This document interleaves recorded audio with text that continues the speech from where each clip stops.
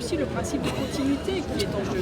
Lorsque vous voulez... Aujourd'hui, nous manifestons et toutes les organisations syndicales de la fonction publique sont mobilisées pour protester contre le projet de loi qui est aujourd'hui en examen au Parlement, puisque nous considérons que c'est un projet de loi qui va remettre en cause les services publics à un moment même où s'exprime dans le pays un besoin de services publics sur l'ensemble du territoire.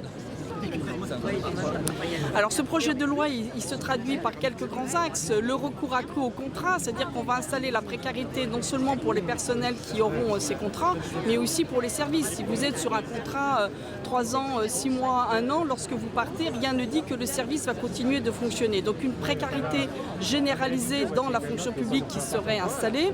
Il y a ensuite le risque de privatisation, puisque le projet de loi permet la possibilité de privatiser un certain nombre de services. Et puis il y a une remise en cause du dialogue social, puisque fin des CHSCT, remise en cause de nos commissions administratives paritaires. Donc un projet de loi qui ne préserve ni les services publics pour les usagers, ni les conditions de travail des agents.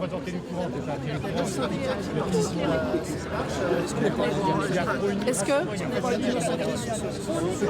Alors, je ne sais pas si elle est sacrée, en tant que laïque, j'ai toujours un petit peu de mal avec ce mot, mais une union réelle des organisations syndicales. Vous savez, on ne pense pas tous la même chose ici, tout le monde le sait, il y a des nuances entre nous, mais il y a quelque chose qui est très fort entre nous, c'est l'attachement au service public.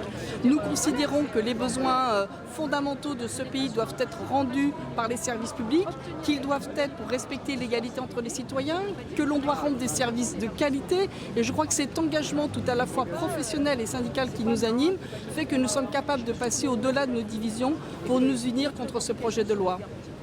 Vous espérez vraiment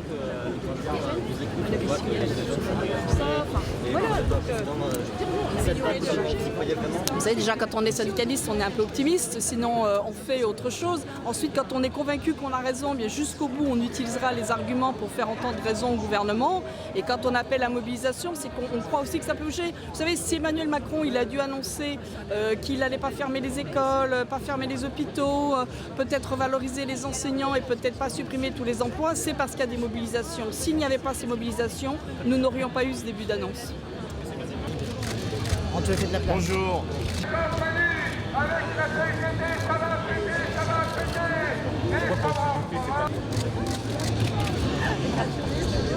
Bonjour.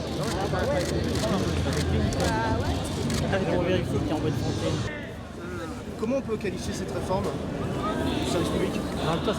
En 2 mots, casse du service public. C'est la casse. Bien sûr que c'est la casse. Alors que les citoyens demandent plus de services publics, le gouvernement supprime des moyens, supprime des postes et veut réorganiser pour qu'il y ait moins de services publics.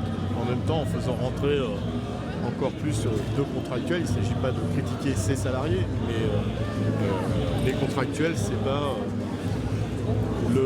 pas la mission, la défense de la mission du service public, c'est-à-dire un statut, pas le statut qui fait que les agents ont un lien direct avec les citoyens en toute indépendance et des marchés financiers et des politiques.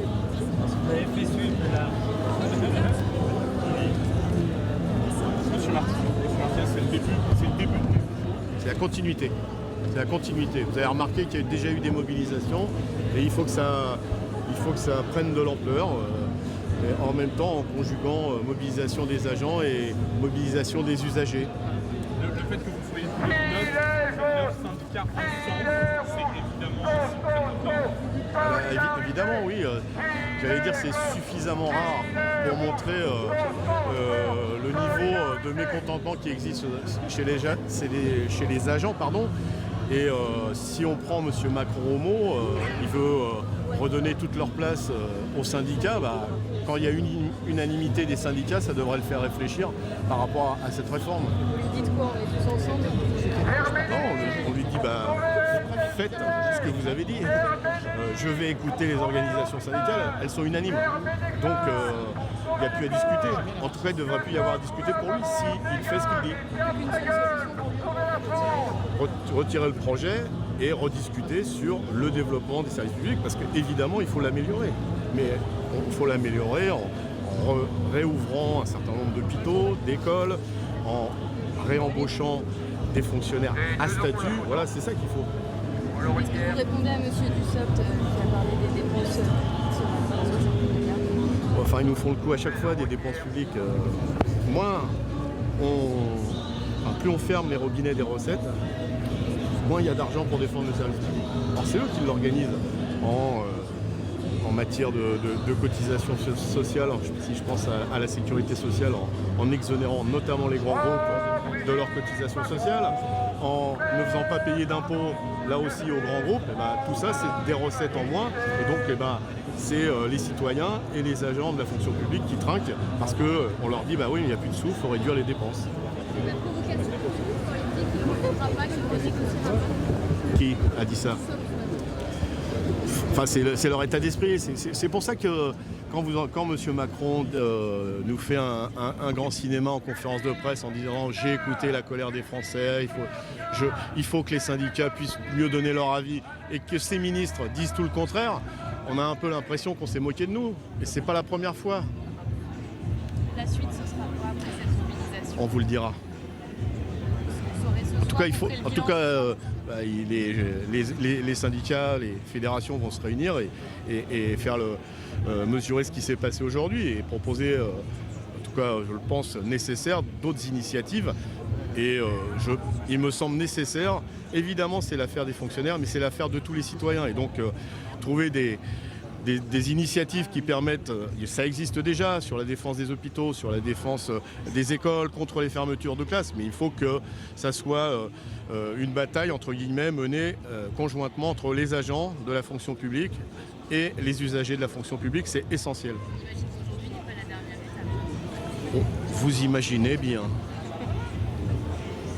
Est-ce que vous invitez les gilets jaunes à vous rejoindre? On invite tous les citoyens. Même ceux qui n'ont pas de gilet, on les invite. À bientôt alors. Bon, c'est le début de quelque chose aujourd'hui, c'est ça? Non, c'est la suite d'une mobilisation depuis 1 an de la CFDT, notamment sur ce projet de loi de fonction publique. Nous avons essayé de peser à travers le dépôt d'amendements au Conseil de la fonction publique. Certains ont été retenus, pas tous. Ce projet il continue de faire le désaccord de la CFDT et des fonctionnaires que nous représentons. Et donc aujourd'hui, on se mobilise contre ce projet pour dire qu'il faut largement de nouvelles avancées, notamment par exemple sur la prime de précarité pour ceux qui seront contractuels demain. Donc vous n'avez pas toujours été réunis tous ensemble face à ce gouvernement. Pourquoi est-ce qu'aujourd'hui c'était Non mais indispensable? aujourd'hui, on n'est pas sur une question d'unité ou pas syndicale, on est sur une question relative à la situation des agents publics. Depuis des années maintenant, ces agents publics, ils sont considérés comme des coups, ils sont méprisés, avec un dialogue social extrêmement faible, pour ne pas dire inexistant.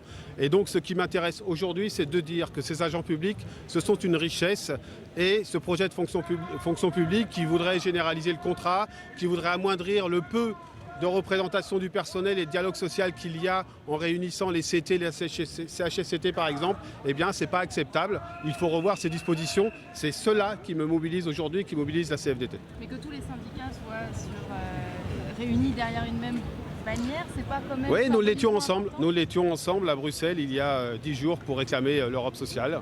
Nous le sommes régulièrement à chaque fois que c'est nécessaire. Et à chaque fois que les organisations syndicales sont d'accord ensemble, elles ont intérêt à se mobiliser ensemble. Lorsqu'elles ne le sont pas, c'est pas possible. Mais là, aujourd'hui, nous portons une appréciation sur la réforme de la fonction publique qui est négative. Eh bien, nous sommes là pour le dire. Qu'est-ce qui vous paraît le plus menaçant dans cette réforme? Il y a beaucoup de choses, à la fois les suppressions, le recours contractuel, la généralisation de la contractualisation. Il y a aussi des situations spécifiques. Je pense notamment aux agents de la fonction publique territoriale qui se sentent menacés, y compris parce qu'on voudrait les stigmatiser en termes de durée de travail. Je pense évidemment, il y a aussi une acuité particulière sur l'éducation nationale aujourd'hui, on le sait, avec des projets qui inquiètent les professionnels. Donc, vous savez, il y a le statut et la situation de l'ensemble des fonctionnaires à travers ce projet de loi fonction publique. Puis il y a aussi des situations particulières qui méritent d'être soutenues en termes de revendications. Donc ce projet de loi, il ne nous va pas dans son écriture actuelle. Il va être examiné à partir de lundi au Parlement. eh bien, à partir de lundi, on continuera notre action pour convaincre les députés qu'on ne peut pas faire n'importe quoi avec des gens qui, je le rappelle, tous les jours nous éduquent, nous soignent, nous sécurisent, permettent de vivre ensemble, font de la cohésion sociale, qui sont, on les appelle les fonctionnaires, sont d'abord de grands professionnels qui rendent le service public et qui font que le service public est encore dans notre pays le facteur de réduction des inégalités le plus puissant. De quelle forme allez-vous continuer ces actions à partir de lundi? Nous avons déjà commencé, mais auprès des parlementaires, nous déposons toute une série de propositions de modifications et nous continuerons de le faire à travers l'Union de fédérations de fonctionnaires. Les fédérations CFDT sont aussi mobilisées dans cet objectif-là. Est-ce que vous demandez le retrait de cette réforme? La CFDT, elle demande que ce projet il évolue, comme nous avons fait depuis le départ, parce que nous savons où on en est du rapport de force. Nous avons déposé une centaine d'amendements, une trentaine ont été retenus. Il y en a encore beaucoup. Par exemple, je le dis, c'est pas normal que l'employeur public ne s'applique pas dans le recours au contractuel ce qu'il fait appliquer, et tant mieux pour les entreprises privées. Je parle notamment en termes de primes de précarité.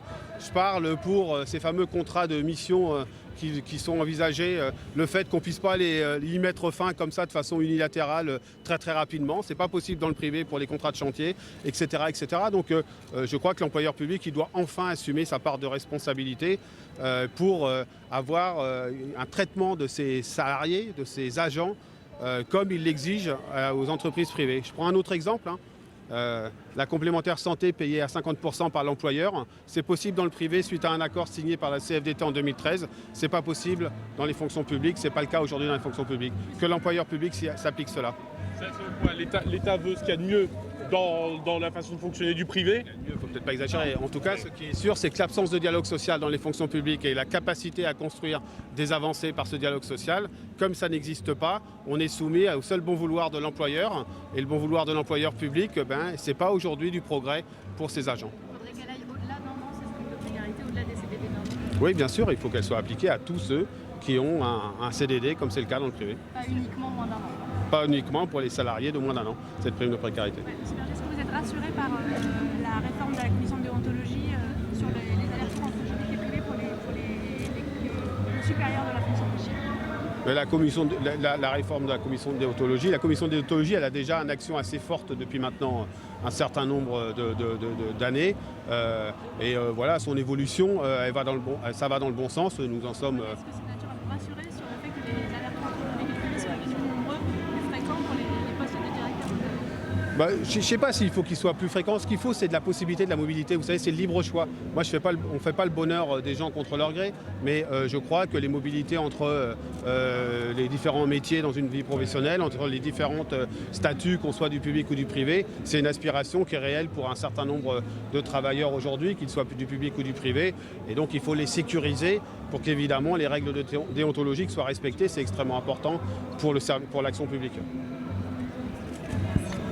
Monsieur Berger, est-ce que c'est un retour des syndicats ensemble? C'est la première fois qu'on voit ça depuis le début du quinquennat? Non, c'est pas vrai, c'est pas la première fois que vous le voyez depuis le début d'un quinquennat. Encore une fois, nous étions il y a 10 jours ensemble à manifester à Bruxelles pour l'Europe sociale, pour que l'Europe ne se fasse pas sans les travailleurs. Nous étions, je crois que c'était le 28 mai dernier, 27 mars, voilà. Donc voilà, le 22 mai 2018, nous étions ensemble, nous étions encore ensemble en octobre. Donc voilà, les organisations syndicales, lorsqu'elles sont d'accord, majoritairement d'accord sur un projet, sur un texte, sur une orientation, c'est bien qu'elles se mobilisent en commun. Lorsqu'elles ne sont pas, elles ne le sont pas, c'est tout. Il y a des nuances quand même. Oui, il y a des nuances. Ça se fait, il y a des nuances entre les organisations syndicales. Mais aujourd'hui, ces nuances, on passe dessus pour dire que ce projet tel qu'il est, il n'est pas acceptable. Et nous, on veut l'améliorer. On veut faire cette action qu'on a menée depuis 1 an maintenant à travers le dépôt de propositions. On veut l'améliorer et donc on veut proposer aux parlementaires un certain nombre d'amendements, de modifications. Que la dimension compte public, je trouve absolument déplorable et lamentable qu'il assimile le déficit de l'État. Bien, déjà, tous les syndicats de la fonction publique sont aujourd'hui réunis dans cette journée de grève et de manifestation pour dire tous les syndicats rejettent le projet de loi. Donc en soi, c'est déjà une réussite. La mobilisation, bien sûr, elle va suivre tant en action de grève que dans les manifestations. Il faut que le gouvernement entende, il fait une erreur. Lorsque M. Dussopt ce matin dit qu'il n'y a rien à négocier, eh bien il faut qu'il se rende compte, qu'il comprenne qu'il a devant lui tous les syndicats qui rejettent son projet de loi dit de transformation de la fonction publique. Il faut qu'il entende ça. Il a quand même fait quelques ouvertures, notamment sur les contractuels, sur les primes de précarité. Est-ce que c'est si fermé que ça la porte? Mais la question n'est pas de doter les contractuels d'une prime de précarité. La question elle est qu'il y a déjà beaucoup trop de contractuels recrutés dans la fonction publique. Le statut général de la fonction publique porte droit et obligations du fonctionnaire. C'est ce qui garantit la continuité du service public, la neutralité, c'est-à-dire l'égalité de traitement de l'ensemble des citoyens. Quand vous mettez des fonctionnaires ou agents des services publics en situation de contrat à durée déterminée, c'est-à-dire en situation de précarité, eh bien vous les soumettez plus fortement aux aléas des pressions diverses et variées. Et il y a un risque majeur d'égalité de traitement sur l'ensemble du territoire. Et puis je trouve absolument, encore une fois, lamentable que le ministre secrétaire d'État en charge de l'action et des comptes publics n'ait retenu de sa mission que les comptes publics. Je trouve déplorable qu'il assimile le déficit de l'État, les 70 milliards d'euros, à la fonction publique. La fonction publique, ça n'est pas une dépense. Le fonctionnaire n'est pas une dépense. C'est un investissement de la nation pour l'égalité, la solidarité et sans laquelle la République n'existe plus. Donc Emmanuel Macron laisse ouverte la porte à abandonner l'objectif de 120 000 suppressions de postes. Est-ce que ça ne vous paraît pas de nature à être un geste? Il y a à l'évidence un double discours. Le président de la République dit qu'il est prêt à abandonner l'objectif des 120 000 suppressions d'emplois. Mais il renvoie ça au gouvernement. Et dès le lendemain, M. Darmanin nous dit que l'objectif est absolument tenable. Et le secrétaire d'État, M. Dussopt, ce matin, dit que ça n'est pas un tabou, mais qu'il faut faire des économies. Donc on voit très bien que la réalité est 120 000 suppressions d'emplois. La disparition de nombre de services publics, d'implantation de services publics, bureaux de...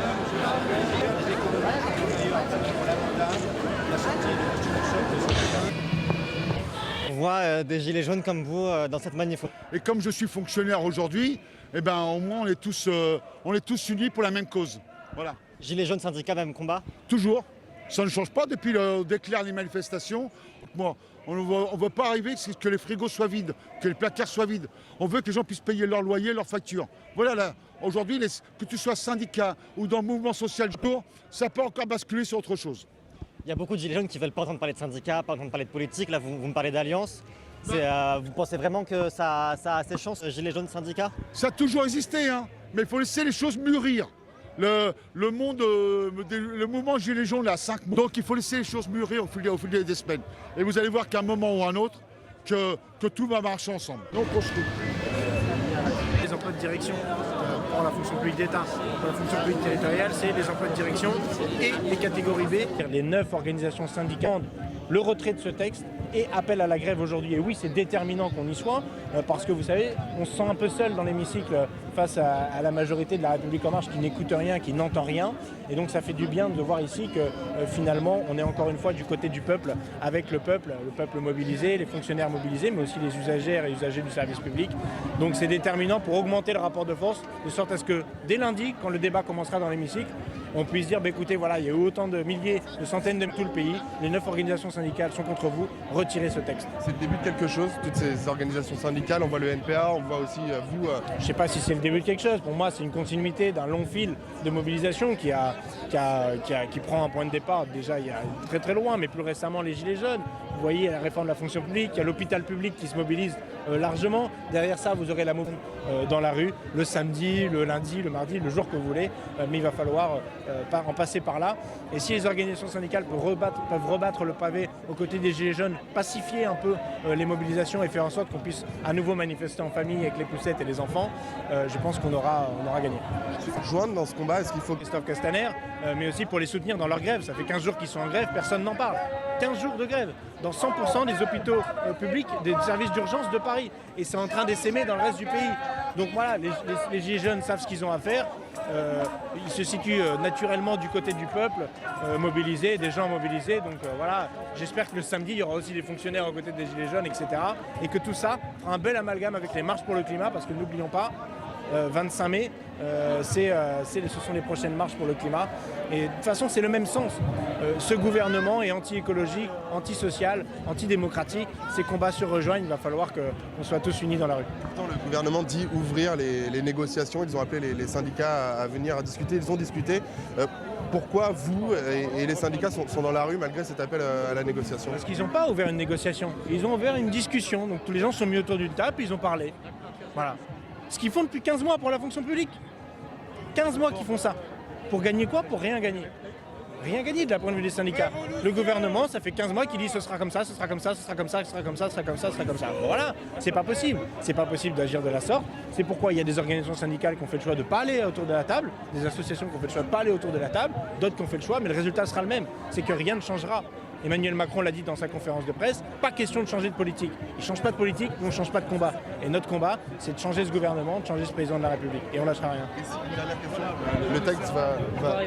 Le texte va passer au Parlement. Vous allez commencer votre combat législatif, comme vous l'avez dit. Est-ce que vous avez des chances que ça aboutisse, que les choses changent ou finalement le texte va être validé comme cela? Le meilleur moyen que les choses bougent et que le texte change, c'est qu'il y a un maximum de personnes dans la rue. Parce que c'est pas avec le nombre de parlementaires qui sont opposés à ce texte dans l'hémicycle qu'on fera la bascule. Et les parlementaires d'En Marche sont assez disciplinés pour voter ce qui leur est proposé par le gouvernement à l'heure actuelle. De toute façon, ce gouvernement et beaucoup de députés de la République en marche n'aiment pas les fonctionnaires. Ils n'aiment pas l'État. Ils pensent que c'est un problème. Ils sont pour la libéralisation du marché. Ils pensent que le privé fonctionne mieux de toute façon que le public. Donc c'est pas là qu'on va avoir des soutiens. Les soutiens, ils sont dans le peuple, ils sont dans la rue, ils sont dans la mobilisation. Et j'espère que ce sera ça qui fera basculer les choses. Le compte à rebours est lancé en fait. Pardon? Le compte à rebours est lancé. Je ne sais pas si c'est un compte à rebours, mais en tout cas la mobilisation est lancée. C'est une première étape aujourd'hui. J'espère qu'il y en aura d'autres et qu'à la fin ce sera victorieux.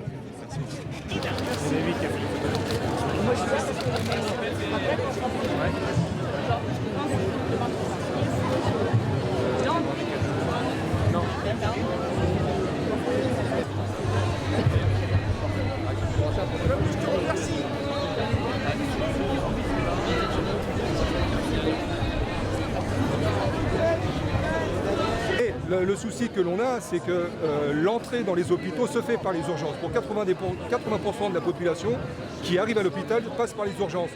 Après presque plus d'un mois de grève dans les urgences, le personnel de santé est dans la rue aujourd'hui. Oui. Alors on voit bien que les directions, les unes après les autres, dont les hôpitaux ont des services d'urgence, ont donné des consignes. Il faut enlever toutes les banderoles. Je pense que le point d'orgue a été le 1er mai, où la directrice de l'hôpital de la Pitié-Salpêtrière a demandé à la police-milice d'enlever des banderoles alors que les personnels des urgences étaient en grève. Voilà. Ça, c'est le point d'orgue.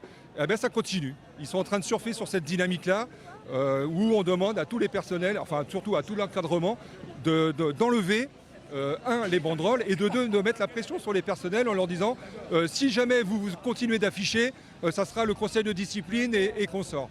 Voilà. Ça rappelle étrangement ce qui s'est déjà passé à la Poste, où il y avait eu un délégué syndical qui avait été renvoyé de la Poste pour affichage abusif de banderoles présentant les personnels en grève.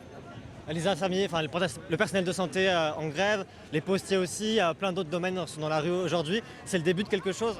Bien sûr, vous avez le postier. Je pense que la Poste a été un laboratoire. Ça a été un laboratoire.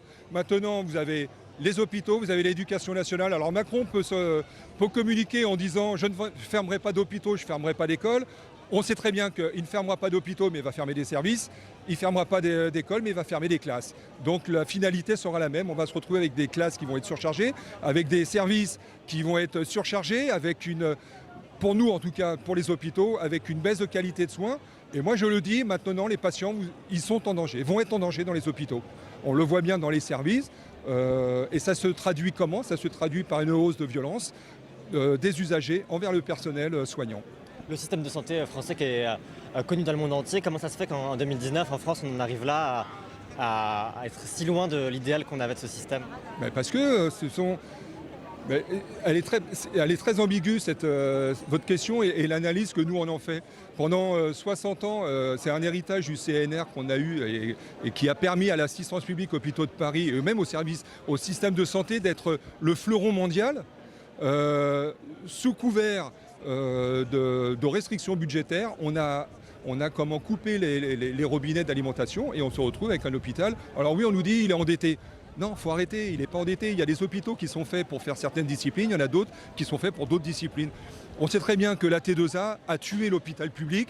L'ambulatoire, oui, il y a des services qui doivent faire de l'ambulatoire. Il y a des services et des disciplines qui ne peuvent pas répondre à l'ambulatoire. Si je prends ne serait-ce que pour répondre, par exemple, aller dans le sens de l'ARS qui dit que dans les années à venir, on va avoir 85 000 personnes âgées supplémentaires. On ne peut pas faire d'ambulatoire avec les personnes âgées parce que vous allez l'opérer d'une chose, vous allez l'opérer d'une autre discipline, mais elle va avoir une complication qui est liée à son âge et qui est liée à, entre guillemets, à la fragilité de son état. Donc l'ambulatoire, si c'est pour les faire sortir et les faire rentrer après dans des conditions qui sont déplorables, c'est pas ça l'hôpital. L'hôpital public, il doit répondre à toutes les exigences et à tous les besoins qu'ont la population. Et nous, on parle de besoins, alors que l'exécutif actuellement nous parle d'offres. Et on le voit bien, ils offrent des soins ici, ils offrent des soins là. Et comment ils font? Eh bien, ils ouvrent des grandes institutions sanitaires. Alors on ferme des maternités à droite, on ferme des maternités à gauche, on ferme des centres de gérontologie au sein de la PHP pour ouvrir des EHPAD privés. Non, c'est pas comme ça qu'il faut répondre. Il faut donner les moyens. Pour que l'hôpital existe. Je le disais encore tout à l'heure. Macron nous communique en disant je ne fermerai pas d'hôpitaux, je ne fermerai pas d'écoles, mais on sait très bien que derrière, il va pas fermer les écoles, il va fermer les classes, il ne va pas fermer d'hôpitaux, il va fermer des services. Le problème c'est qu'on va réduire le capacitaire à accueillir des personnes qui méritent les soins. Cette manifestation aujourd'hui, c'est le début de quelque chose qui va se poursuivre. Je pense qu'ils mésestiment complètement, ou en tout cas ils sous-estiment l'importance de la mobilisation des travailleurs. On l'a vu au départ avec les Gilets jaunes, là on l'a vu au 1er mai. Moi je suis effaré de voir les chiffres qui sont annoncés par la police. J'ai fait le calcul de Montparnasse à Place d'Italie, ça fait 5000 mètres. Vous multipliez par 40 mètres de large, parce que ces données c'est comme ça. Ça fait déjà, on est pratiquement à plus de 200 000 personnes, sans compter tous ceux qui marchent sur les trottoirs. Et eux communiquent en disant le mouvement s'est essoufflé, le 1er mai, il n'y a rien eu. Et cerise sur le gâteau, on a des ministres qui ont été puisés dans un vivier de menteurs. Ce sont des fiefés menteurs. Castaner en tête, Buzyn est pareil, Macron, c'est le chef de file de tous les menteurs. Pour aller jusqu'à communiquer en disant vous vous rendez compte, ils ont attaqué un hôpital public et s'ils étaient rentrés et vous vous rendez compte les dégâts que ça aurait pu faire. Non, faut arrêter. Parce qu'ils ont peur. Les dégâts, c'est eux qui les ont faits. Je vous rappelle quand même que Pasqua avait créé les voltigeurs. Ça a créé la mort, ça a causé la mort de Malik Oussekine. Là, vous voyez arriver des voltigeurs en moto, vous réfugiez où vous pouvez. C'est un hôpital, c'est un lieu sain, l'hôpital. Maintenant, les flics sont rentrés pour taper sur les manifestants, mais enfin, c'est une dictature. On est sur une dictature, donc moi, j'appelle la population française, j'appelle les citoyens à se révolter contre nos dictateurs. C'est quoi la suite? C'est d'autres manifs toutes les semaines, comme on a vu en 2016, avec les travailleurs dans la rue. Comment ça va se traduire, cette colère dont vous me parlez? Le problème, c'est que je ne sais pas c'est quoi la solution. Est-ce que c'est une surenchère de la réponse à la violence qui nous est opposée? J'en sais rien, je sais pas. Oui, en tout cas, il faut prendre conscience que quand les hôpitaux seront privés, on sera privé d'hôpitaux. Qu'on en débatte. Et c'est pas simplement l'annonce de plus de fermeture d'hôpitaux que l'on veut. Ça, Monsieur Macron se fout de nous. On veut plus aucune fermeture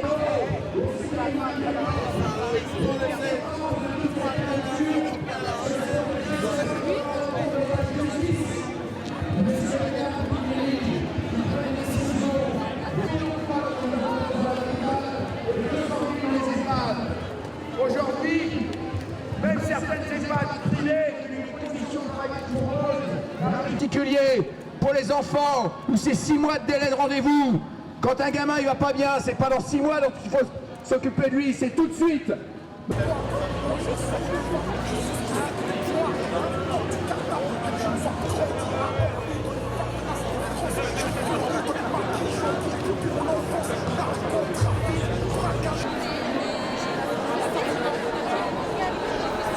On va jusqu'à...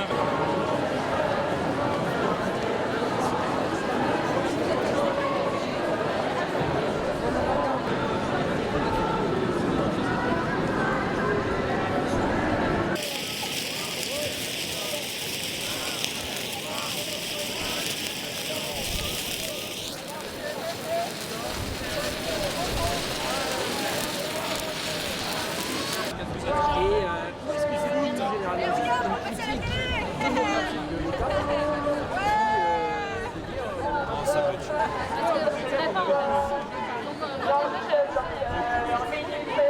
Pourquoi vous êtes dans la rue aujourd'hui ? Alors pour plusieurs raisons, pour protester contre la loi École de la Confiance, Blanquer, et contre les réformes du lycée, de la voie professionnelle et même Parcoursup, et aussi pour défendre la fonction publique et donc défendre les services publics. On a vu les hospitaliers, l'éducation, plein de domaines dans la rue. Tous les syndicats sont unis aujourd'hui. Est-ce que c'est le début de quelque chose ? Bah écoutez, j'espère, on verra bien, l'avenir nous le dira. Les projets de loi qui sont en cours, là, comment ça vous concerne vous concrètement ? Comment ça vous impacte ? Bah déjà parce qu'il va y avoir la suppression de 120 000 fonctionnaires sur 5 ans. Ensuite parce que c'est toujours le renforcement de la hiérarchie. Par exemple en tant que prof, peut-être qu'on pourrait être muté d'office sans passer par les phases de vœux de mutation qui existaient précédemment. Il va aussi y avoir la rémunération au mérite, qui en fait est complètement contre-productive, notamment dans l'éducation nationale où en fait plus un prof arrive à avoir à ses élèves de bonnes notes, plus il va être mieux payé. Donc en fait il va les faire bachoter plutôt que de vraiment leur transmettre des choses importantes. Donc les rémunérations au mérite, ça va être un tout petit peu plus pour certains et beaucoup moins pour l'ensemble des profs. Sur la fermeture des écoles, Macron a dit qu'il ne fermerait pas d'école. C'est une bonne chose selon vous ?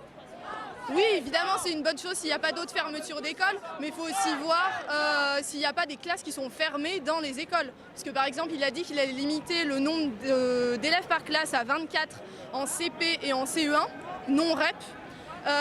Et à côté de ça, ça veut dire que probablement les CE2, CM1, CM2 vont se retrouver à être plus nombreux, donc peut-être 30 ou même plus de 30. Donc si c'est déshabiller Paul pour habiller Pierre. Puisque ça se fait à moyens constants. Il n'y a pas plus de moyens qui sont mis. Vous n'êtes pas optimiste pour la suite. Vous pensez que... Est-ce que vous espérez que le gouvernement vous entende et qu'il change d'avis, que ce soit sur l'éducation ou sur les autres projets de loi qui sont en cours ? Bah évidemment, j'espérais qu'ils nous entendent, mais je ne suis pas particulièrement optimiste. Après, il ne faut pas... Enfin non, il ne faut pas partir perdant, c'est sûr.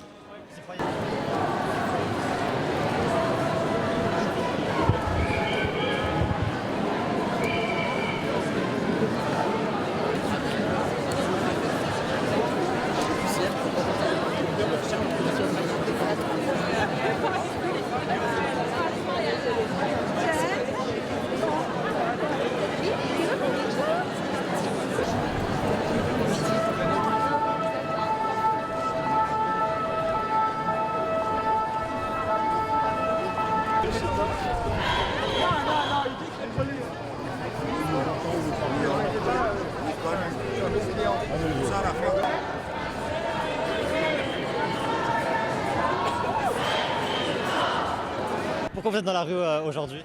On est dans la rue aujourd'hui parce qu'on est épuisé. Je pense que les gens ne se rendent pas compte du fonctionnement des urgences qui se dégradent depuis des années, tout le monde le sait. Le problème étant, c'est que là on arrive à un stade où on frôle un drame tous les jours, où on est tous, je pense que ce soit les urgences de la PHP ou que ce soit les urgences de la France entière, vraiment dans une situation où on ne peut plus et on n'est pas entendu. On a des problèmes d'effectifs qui sont plus ou moins résolus dans certains services. Le problème étant que nous avons, au-delà de ça, une agressivité que l'on doit gérer. Nous, soignants, vous voyez mon gabarit, c'est difficile. Tous les jours, et le fait de ne pas être entendu. Et notre travail, au-delà d'être un soignant comme tous les autres, le service des urgences demande une spécificité, des gens expérimentés. Nous avons des postes qui ont été ouverts très récemment. Le problème étant qu'on n'arrive pas à les combler. Pourquoi ? C'est facile. Les gens arrivent, voient la difficulté que nous avons tous les jours et repartent parce que c'est un service effectivement qu'il faut aimer, tout comme notre métier, mais ça nous demande une motivation supplémentaire et là on arrive à bout, on n'en peut plus. Vous vous sentez soutenu, écouté par le gouvernement ? Pas du tout. pas du tout. Parce que notre ministre n'a pas eu un seul mot pour nous. En tout cas, je suis énormément les infos et je n'ai pas entendu un seul mot au niveau des services d'urgence qui sont en grève depuis bientôt maintenant 2 mois. Le mouvement se transforme en mouvement national. De tous les jours, on a des services d'urgence, des préavis qui se mettent en grève. Le problème que je ne sais pas, le gouvernement est muet, en tout cas notre ministre est muette. Nous n'avons pas de soutien de la direction non plus. Ils nous ont fait des propositions qui sont tout à fait convenables, je pense, et ils ne pourront pas aller plus loin. Le problème étant que là, ça dépasse malheureusement notre direction, que ce soit de tous les hôpitaux locaux, AP-HP ou autres. On veut aller au-delà. C'est pour ça que le mouvement se transforme effectivement en mouvement national et j'espère que celui-ci va perdurer et surtout prendre de plus en plus d'ampleur. En tout cas, pour le moment, c'est ce qui est en train de se réaliser. On veut une revalorisation de notre travail. Une reconnaissance de notre travail. Et malheureusement, ça passe effectivement par une revalorisation salariale. On le sait, les infirmières ne sont pas suffisamment payées. Le problème étant... c'est que voilà, on n'arrive plus à avoir de soignants, on n'arrive plus à avoir de personnes motivées et il faut être motivé. Je vous assure qu'il faut être motivé parce qu'on donne vraiment de notre corps, de notre âme tous les jours et il faut absolument que ça change. Aujourd'hui, on voit les hôpitaux, on voit l'éducation, plein de fonctionnaires, plein de services publics qui sont dans la rue. Est-ce que c'est le début de quelque chose ? J'espère. L'avenir nous le dira. Je ne sais pas, mais j'espère, vraiment. Parce que je suis intimement convaincue que ce qu'on demande est légitime. Sinon, je ne serais pas là. Il y a un trop-plein, il y a un ras-le-bol. Oui, il y a un trop-plein, complètement. Il y a un trop-plein. Il faut vraiment que ça bouge. Elles sont pas belles, nos pancartes, quoi. Oh là là là là. L'escalier, vas-y, Julie. Non, là, il est sérieux, monsieur. Et j'ai un joli dos. Le dos est plus beau.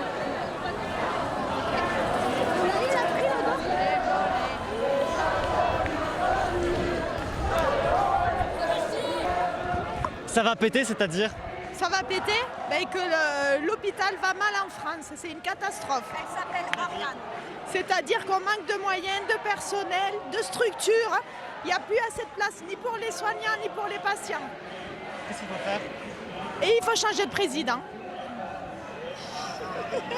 C'est pas les cheminots, les hôpitaux, les fonctionnaires, ce sont les actionnaires qui nous coûtent cher.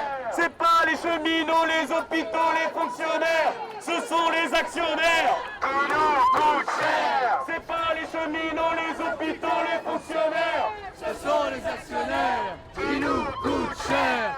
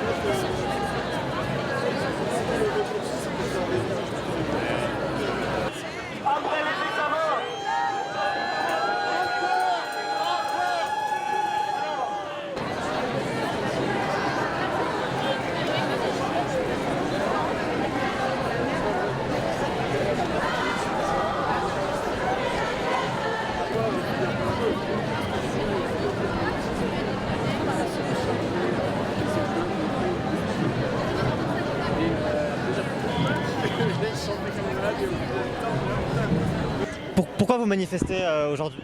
Il y a plusieurs choses. Déjà, on manifeste contre les suppressions de postes qui sont prévues pour la rentrée scolaire prochaine.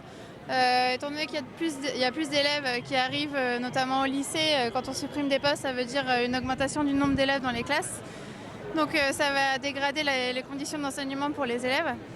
Il y a aussi d'autres choses qui nous font peur dans la réforme que Blanquer a fait passer, en fait, notamment l'article 1 qui prive les professeurs de leur liberté d'expression. Voilà, et jusqu'à présent, on a une liberté d'expression, on peut manifester, on peut en parler aux médias comme ce que je suis en train de vous faire là. Et si cet article et cette loi restent, pour nous, ça représente un vrai risque de la fin de notre liberté d'expression, en fait. Voilà, donc un risque même démocratique, finalement. Voilà. Tous les fonctionnaires dans la rue aujourd'hui, est-ce que c'est le début de quelque chose ? On espère. On bouge depuis pas mal de temps, nous, dans notre établissement, mais c'est vrai qu'on a l'impression que ça grossit. Et puis, on attend une vraie convergence parmi tous les fonctionnaires hospitaliers, les fonctionnaires de l'éducation nationale, ce qui est notre cas. Voilà, on est content de manifester ensemble aujourd'hui parce qu'on pense que ce qui s'est passé à l'hôpital et ce qui a petit à petit détruit l'hôpital public, c'est en train de nous arriver dans l'éducation nationale.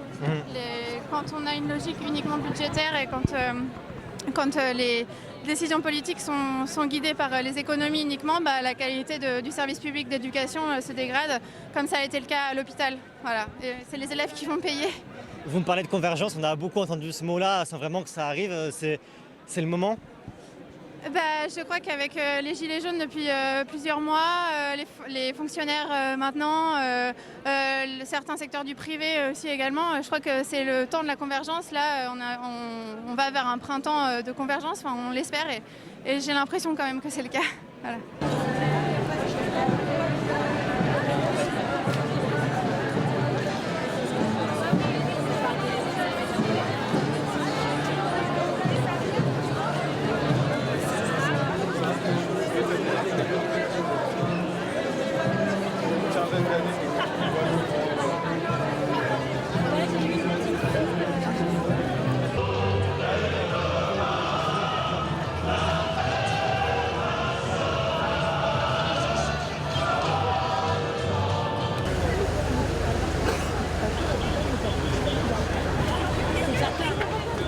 Voilà, c'est ça, tout est question de maintenant. En fait, c'est la rentabilité.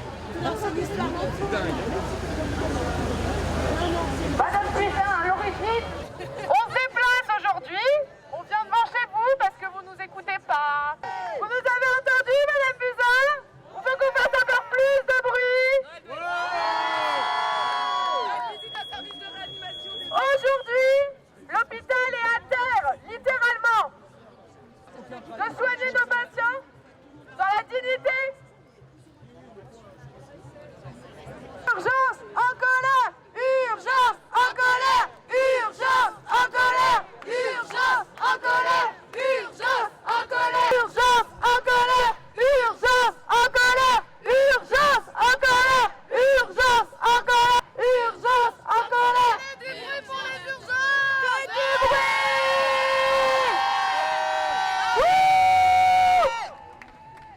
Est-ce qu'il est là? Il est à l'hôpital ou pas? Alors, comme dit ma collègue, pour les urgences, on ne prend pas rendez-vous, on vient. Alors elle devrait faire pareil, venir nous voir. Et là, elle dit aussi que nos revendications, ils ne sont pas à l'ordre du jour à son goût. Donc voilà le résultat du gouvernement. Alors les hospitaliers, on fait quoi là? Bonne question. Eh ben, on va continuer. On va faire un barbecue.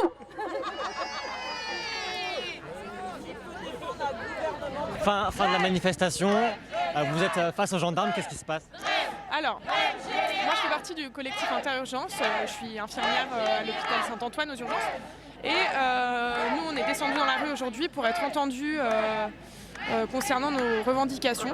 Donc chaque hôpital a ses revendications propres qu'il gère avec son propre hôpital. Donc nous c'est en cours. On ne sait pas justement si ça va arriver au bout parce que tous les jours, voilà. Nos revendications principales avec notre hôpital c'était pour la sécurisation, donc notamment l'installation d'interphones, de boutons d'appel, de réparation d'interphones pour pouvoir communiquer en cas d'urgence. d'urgence. C'est en cours. Donc on en reparlera peut-être si ça n'arrive pas à bout. Mais là on est là surtout parce qu'on demande avec tous les hôpitaux, une grande partie des hôpitaux parisiens et certains hôpitaux de province, la reconnaissance de nos spécificités parce qu'aujourd'hui en fait quand on travaille aux urgences, on est face à beaucoup de risques. Donc on accueille tout le monde, de tous les horizons sociaux, qui ont des risques infectieux. Donc parfois on peut s'occuper d'un patient pendant 1 heure ou 2 et 1 heure après on nous dit en fait il a une méningite, il a la tuberculose, il a la grippe, il a des poux, la gale, plein de choses comme ça. Donc on est directement au contact justement de ce risque infectieux et notre famille aussi. Donc déjà, il y a ce risque infectieux, il y a le risque de violence. Donc, c'est pourquoi on se bat tous les jours on se fait cracher dessus. Il y a de la violence verbale tous les jours, il faut le savoir, aux urgences. L'attente, ça rend les gens fous. Concrètement, on se fait insulter, on est des incapables. Et il y a de la violence physique qui se multiplie de plus en plus, malheureusement, des collègues qui ne sont pas soutenus par la direction. Qui ne sont pas reconnus comme victimes. Et c'est pour ça qu'on trouve ça, on en a marre, quoi. Et on est dans la rue aujourd'hui parce qu'on demande une prime de spécificité des urgences de 300 €. Monsieur Hirsch, donc le directeur des hôpitaux de Paris, nous a répondu gentiment que ça ne serait pas possible et il nous propose 60 € de prime, ce qu'on a refusé parce qu'on estime que c'est pas assez. Il a également proposé une prime, mais spécifique aux infirmiers qui font de l'accueil. Donc l'infirmière d'accueil, c'est celle qui va vous trier en fonction de votre degré d'urgence, mais pas les aides-soignants, alors qu'ils sont eux aussi face à ces problèmes-là, face à ces risques-là. Là, vous demandez un rendez-vous avec la ministre, c'est ça? C'est ça, qui a refusé de nous voir parce qu'on n'a pas pris rendez-vous.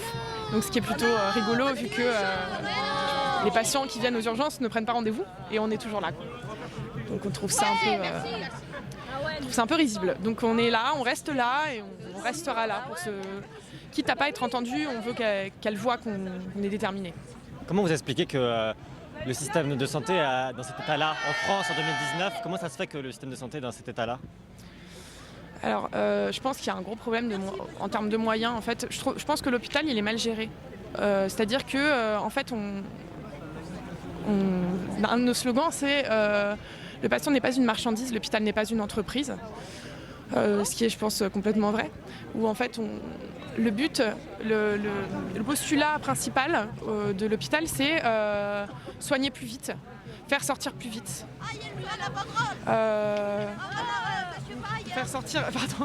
Donc le postulat du coup de l'hôpital aujourd'hui, c'est de faire sortir le plus vite possible le patient. Donc il y aura des soins, de faire des soins plus rapides, la chirurgie ambulatoire qui est de plus en plus présente. Et en fait, aujourd'hui, en fait, nous, juste ce qu'on veut, c'est pas travailler plus vite, Enfin, on veut prendre notre temps avec nos patients. On veut pouvoir donner la main à une petite mamie qui est inquiète parce qu'elle a peur, parce qu'elle va être hospitalisée, il y a son petit chat à la maison, mais qu'est-ce que je vais faire? Nous, on est là, j'ai 4 bilans derrière, mais comment je fais? C'est plus possible ça actuellement? C'est plus possible de voir des personnes âgées dormir sur des brancards, enfin dormir entre guillemets, hein, sur des brancards, avec des fractures de hanches, par exemple, c'est ce qui arrive souvent. On n'en peut plus de justement devoir squeezer le relationnel, parce qu'il faut de plus en plus faire de soins techniques plus vite, quitte à justement à devoir enchaîner les patients, ce qui peut être dangereux aussi au bout d'un moment si on n'a pas une bonne gestion de son travail, si on n'a pas une bonne organisation. Ça peut être dramatique, et on veut pas. Certains de vos collègues me disaient que l'hôpital était devenu une sorte d'usine. C'est ça, c'est exactement ça. C'est de l'abattage en fait. Moi aujourd'hui, c'est bilan à telle box, en 10 minutes c'est plié parce qu'après il y en a 4 autres derrière. C'est plus gérable en fait. On sent que ça vous touche, vous n'êtes pas engagé dans ce métier pour ça, j'ai l'impression. Non, pas du tout. Je pense que si on est soignant, c'est parce qu'on aime les gens déjà. Sinon, c'est pas possible juste de faire ce métier si on n'aime pas les gens, si on n'a pas de patience, rien. c'est pas possible. Et en fait, je suis diplômée depuis pas longtemps. Ça va faire 1 an que je travaille aux urgences. En fait, je suis un peu tombée de haut, quoi. Moi, je pensais pouvoir m'occuper de mes patients, pouvoir les prendre en charge complètement, pouvoir discuter avec eux, pouvoir leur apporter justement des soins aussi. Parce qu'être infirmier, c'est pas juste piquer, c'est pas juste faire poser des sondes, c'est pas. Non, on n'est pas des pousses chariots, on est humains aussi. Et on soigne des humains. Donc c'est pas. La démarche robotique comme ça, c'est pas possible qu'on continue. Et si on continue comme ça, malheureusement, qui voudra faire ce métier plus tard? Qui sera là pour nous soigner quand on sera plus vieux? Personne. C'est un travail un peu ingrat. Voilà. Ça vous inspire quoi que la ministre n'avait pas vous recevoir, vous écouter? C'est quoi votre sentiment? Je suis un peu déçue en fait. C'est pas de la... C'est un mélange entre la colère et de la déception. J'ai l'impression d'être méprisée. Mais ça fait 2 mois. 2 mois que je suis en grève et 2 mois que je suis méprisée. Donc on s'habitue finalement. Suivi un peu par quelques enseignants, quelques... Il faut savoir que c'était pas prévu. À la base, on était supposé arriver à... Il y a la blonde, elle est pas mal. Et j'ai fait remarquer à mes collègues que le ministère de la Santé, c'est la réponse qui a gagné. Et du coup... Agnès Buzyn était médecin avant. Le fait qu'elle méprise aujourd'hui, comme vous le disiez, ça vous fait quoi? Elle a oublié ce que c'était d'être médecin à l'hôpital? J'ai bien l'impression. Je sais même pas quoi vous dire en fait. Je sais même pas quoi vous dire parce que... en plus, je pense que quand on se fait ce métier, au bout d'un moment, on a une certaine fibre, quoi. Enfin, c'est pas possible autrement, donc c'est pour ça. Je pense qu'elle est tiraillée aussi, il y a des questions de budget, mais dans le mépris comme ça, je peux même pas l'expliquer en fait. Je peux même pas mettre de mots là-dessus. Vous disiez être jeune diplômé, si c'était à refaire aujourd'hui, que vous deviez décider d'une filière, est-ce que vous retravailleriez aux urgences? Complètement. Malgré la difficulté de parler. Ouais. Ah oui, mais c'est un travail qui nous rend heureux, mais c'est pas possible de rentrer chez soi et de se dire... J'ai très peu de fois, je suis rentrée chez moi et je me suis dit je suis contente de ma journée, je suis rentrée l'esprit tranquille. Très peu souvent, ça m'a dû m'arriver 1 ou 2 fois en 1 an. Pour que les gens qui nous regardent comprennent, c'est quoi le quotidien, ces difficultés dont vous parlez concrètement, des actions peut-être, des journées types? Alors, moi je travaille à Saint-Antoine. Du coup, nous on a à peu près 180 passages par jour. Donc ça dépend, parce qu'on a différents postes possibles. Une journée type, généralement, c'est que... il n'y a pas de journée type. Je vais vous réfléchir, il n'y a pas de journée type. Il y a des journées calmes, où là on est content, on peut s'occuper des patients, on peut discuter avec eux, on peut échanger, on peut faire notre boulot, quoi. Et des jours où c'est plus compliqué, où il y a des urgences vitales, où il y a plus de patients, où il y a des patients qu'on doit faire attendre dans le couloir parce que il n'y a plus de place, il y a trop de monde. Je ne saurais pas vraiment vous dire une journée type. La seule chose qui est type dans une journée, c'est généralement ce qui nous permet de nous raccrocher, c'est discuter avec les collègues. Ce qu'il y a le gros point fort des urgences, c'est qu'au moins on est tous dans le même bateau et on est tous proches, on est tous soudés. Et c'est ce qui fait que je veux rester encore aujourd'hui travailler. C'est un malaise qui est partagé par l'ensemble du personnel des urgences. On voit que la grève dure depuis plusieurs semaines. Tout à fait, parce que déjà en fait à la base on s'est mis en grève le 16 mars pour des problèmes de sécurisation. C'est-à-dire que j'avais eu, là ça fait 10 collègues qui se sont fait agresser physiquement depuis le mois de janvier. Et en fait on travaillait complètement dans l'insécurité. On avait vraiment peur de venir bosser parce que j'ai des collègues qui se sont fait massacrer. Et du coup ça fait peur. Ça fait peur et on était tous soudés par rapport à ça et c'est comme ça qu'on est venu en discuter et à se dire non mais on arrête les frais, stop. Faut faire quelque chose là, c'est pas possible. Et en fait on est tous d'accord sur le fait que oui, là ils sont en train d'avancer concernant nos revendications, donc ils ont installé des boutons poussoirs, des boutons d'appel.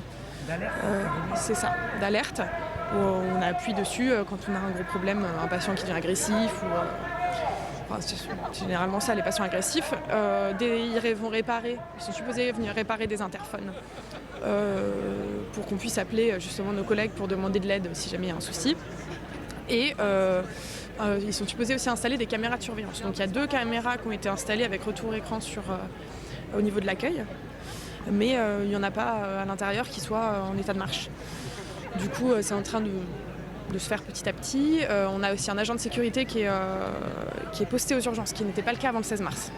Donc c'est quelque chose qui a été demandé depuis plusieurs mois.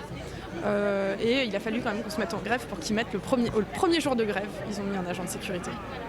Donc ces agressions, elles ont une cause, c'est quoi? C'est des patients alcoolisés, c'est des personnes qui en ont marre d'attendre et qui deviennent agressives parce qu'on attend 7, 8 heures aux urgences, c'est quoi? Il y a de tout? Il y a de tout, il y a des gens qui ont des pathologies psychiatriques, des gens qui sont alcoolisés, sous l'emprise de stupéfiants.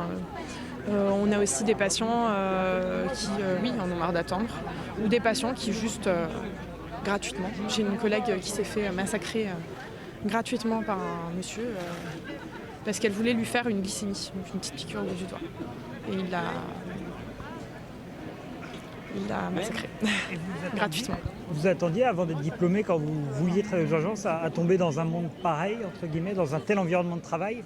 Je savais. En fait, il y a plusieurs phases. Quand on veut être infirmière, c'est tout le monde est beau, tout le monde est gentil, ça va être parfait, ça va être Grey's Anatomy. Voilà. Quand on commence à aller en stage, on se dit « Ah, il y a un problème, il y a peut-être un petit truc qui ne va pas ». Et quand on prend son poste, on se rend compte qu'il y a un petit truc qui ne va pas, mais c'est d'un coup en fait que quand on commence à travailler que la vérité, la réalité nous tombe sur le coin du visage, quoi. Donc, le fait de voir là aujourd'hui les enseignants, tous les fonctionnaires dans la rue, est-ce que ça vous donne de l'espoir? C'est le début de quelque chose pour espérer un changement? Oui, c'est sûr que ça fait plaisir et ça fait du bien de voir une telle mobilisation de la part de nos collègues fonctionnaires. Après, je trouve ça aussi triste que tant de personnes ressentent le besoin de venir dans la rue parce qu'ils ont des conditions de travail qu'ils considèrent comme insuffisantes, comme de mauvaises conditions de travail, quoi.